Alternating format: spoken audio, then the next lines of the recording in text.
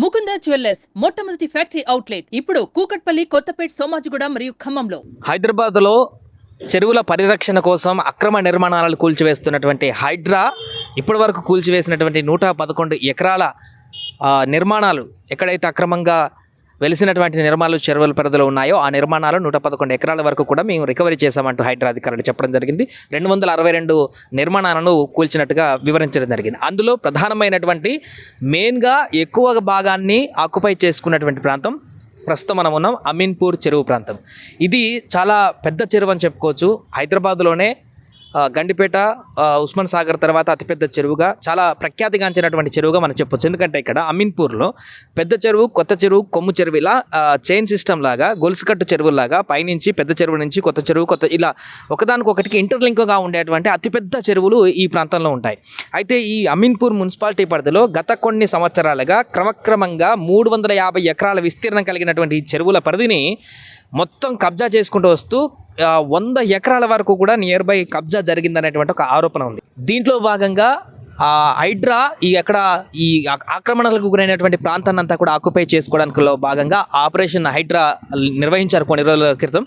దాంట్లో భాగంగా 51.7 ఎకరాల భూమిని స్వాధీనం చేసుకున్నట్టుగా వెల్లడించారు. అంతేకాక 20కి పైగా నిర్మాణాలు, అక్రమంగా వెలిసినటువంటి నిర్మాణాలు అమీన్పూర్ చెరువు పరిధిలో కూల్చివేతలు కూడా చేయడం జరిగింది. సో ప్రస్తుతం ఆ ప్రాంతంలో ఉన్న మనం చూడొచ్చు ఎంత ఆహ్లాదకరమైనటువంటి వాతావరణం ఉంటుందో. ఇక్కడ చిన్న చెరువు దగ్గర మనం ఉన్నాం. పైన బిల్డింగ్ల పైన పెద్ద చెరువు ఉంటుంది. చాలా విశాలమైనటువంటి చెరువు ఇదంతా కూడా, ఈ ప్రాంతం అంతా కూడా. క్రమంగా దీనంతా కూడా ఆక్యుపై చేస్తూ వీటిని చెరువు మధ్యలోనే ఒక రోడ్డును వేసి దాన్ని కబ్జాకు గురి చేసేటువంటి ప్రయత్నాలు కూడా కొనసాగినటువంటి సందర్భాలు ఉన్నాయి.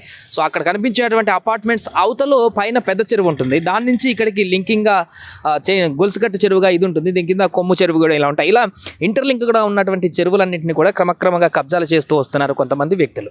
దీనిలో భాగంగానే వీటిని పరిరక్షించేటువంటి విధంగానే హైడ్రా అధికారులు హైదరాబాద్లో ఉన్నటువంటి అన్ని చెరువులపైన దృష్టి పెట్టారు. అందులో భాగంగా అమీన్పూర్ చెరువుల పరిరక్షణ కూడా ధ్యేయంగా పెట్టి ఇక్కడ ఆక్రమణ చేస్తున్నటువంటి నిర్మాణాలన్నింటిని కూడా కూలుస్తున్నారు.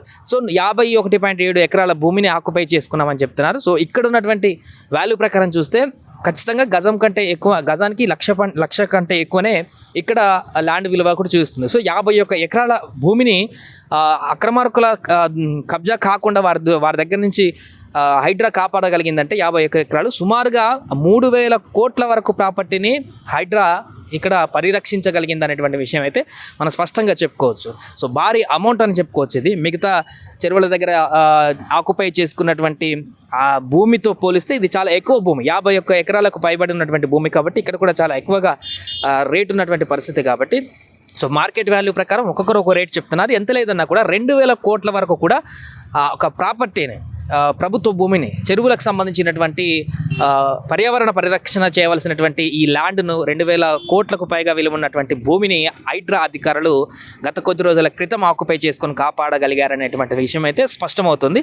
మిగతా చెరువుల దగ్గర చూసాం, సున్నా చెరువు కానీ ఎన్కన్వెన్షన్ దగ్గర ఉన్నటువంటి ఆక్యుపైన్సీ దగ్గర అక్కడ ఆక్యుపై అయినటువంటి కబ్జాకు గురైనటువంటి ప్రాంతాన్ని, ఇక్కడ ఉన్నటువంటి ప్రాంతాన్ని కూడా కలుపుకుంటే ఇప్పటి వరకు భారీ ఎత్తులనే 1,000 కోట్ల విలువ చేసేటువంటి భూములను ప్రభుత్వం నుంచి ఆక్రమణ చేసినటువంటి భూములన్నీ కూడా రికవర్ చేసినట్టుగైతే మనకు స్పష్టంగా కనిపిస్తుంది. అమీన్పూర్ దగ్గర ఉన్నటువంటి తాజా రిపోర్ట్ ఇది. ఇక్కడ 51 ఎకరాలకు పైగా ఆక్రమణకు గురైనటువంటి భూమిని అంతా కూడా హైడ్రా రికవరీ చేసింది. మిగతా ఇంకా ఎక్కడైతే ఈ 3 చెరువులకు ఇంటర్లింకింగ్గా ఉన్నటువంటి ఈ 3 చెరువుల పరిధిలో కబ్జాలకు గురైనటువంటి, ఆక్రమణకు గురైనటువంటి ప్రాంతాలను కూడా పూర్తిగా రికవరీ చేసేటువంటి పనిలో నిమగ్నమవబోతున్నారు హైడ్రా అధికారులు.